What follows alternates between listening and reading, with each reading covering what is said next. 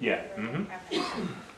My name's Amy, and I am going to try to persuade you to, if anybody knows of an addict in your family or a close friend, the most important thing is do not enable them. It's the worst thing you could ever do. Do any of you guys know an addict or has an experienced one in your family? It's rough, isn't it? It's the worst thing to go through. So, that being said, who's an addict? An addict is a person who is addicted to an activity, habit, or substance. A drug addict or an alcoholic is what we're going to focus on tonight. The number one drug that people are addicted to in America is alcohol, and then the second one would be heroin. The characteristics of an addict, how to point them out. They call out of work on a usual basis. They can never hold a steady job. They act like hermits. They don't want to go to social gatherings. They don't want to be around family. They always say, oh, well, I can't do this, or, you know, I can't make it to this. They have excuses for absolutely everything. And then they begin to have the mood swings. They're irritable, irrational. Sometimes they even become paranoid. Some may experience excessive weight gain or weight loss. And eventually they get to a point where they lose complete self-control over them and their whole environment. The only thing they are thinking about is how and when they're going to get their next fix. And by all means necessary, that's what they're going to do. I don't care if we've been married for 25 years. If they want it, they will take your stuff, pawn it, and they just care about themselves and getting their fix. And then the effects on the family members. They create interpersonal problems like jealousy, where, say, my brother is an addict, and he always says, well, I don't want to come around the house because you and mom have the best relationship. You guys do everything. Nobody cares about me. I'm the screw up. Well, that's his own self-talking because he knows what he's doing. He knows he's an addict and the drugs have taken effect. Just let you know, my brother's not an addict. I'm just using it as an example. The conflict with the family members, partners and children, conflict over money. They're supposed to pay rent this month. Oh, well, guess what? I get a phone call saying, hey, you got 30 days before we kick you out. Your rent wasn't paid. What? I gave him the money to pay it. He took that money and got his fix. Emotional trauma. Personally, on experience, I can tell you that it has affected me tremendously my whole life. What I want to do now is because of going through what I did with an addict. Still today, you have trouble with trust issues, you know, even talking to people because you try to hide and just not face the facts of reality. Violence and health risks.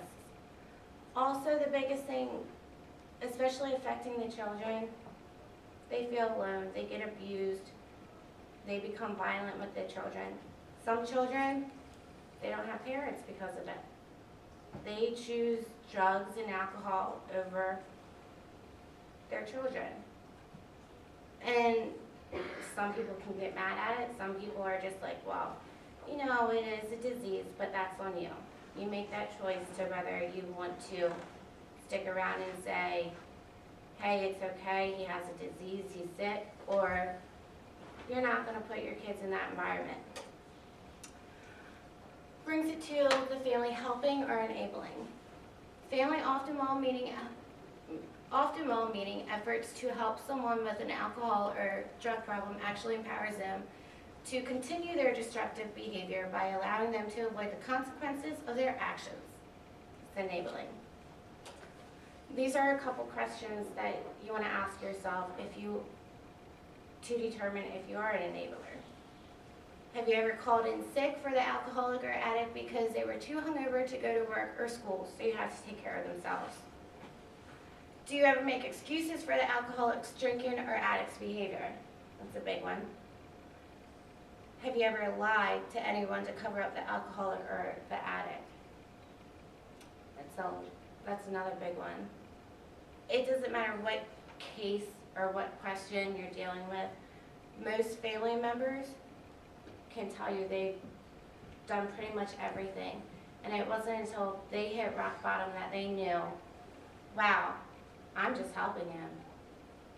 When you give them money, or when I have to pay you off because you're the drug dealer and he got money from you, and now my family's in harm, so guess what? I'm going to pay for what he took. All you're doing is enabling. The key to stop enabling and to show tough love, stop providing money. That's the biggest thing. Because any addict will tell you by any means necessary they will get their drugs.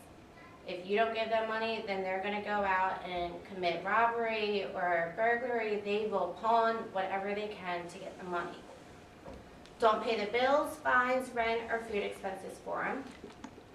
Avoid repaying loans that the addict has accrued or providing money to pay back friends they have borrowed money from. Don't lie, don't cover up, or trivialize the facts about an addict's action or behavior. Stop making excuses for the addicts.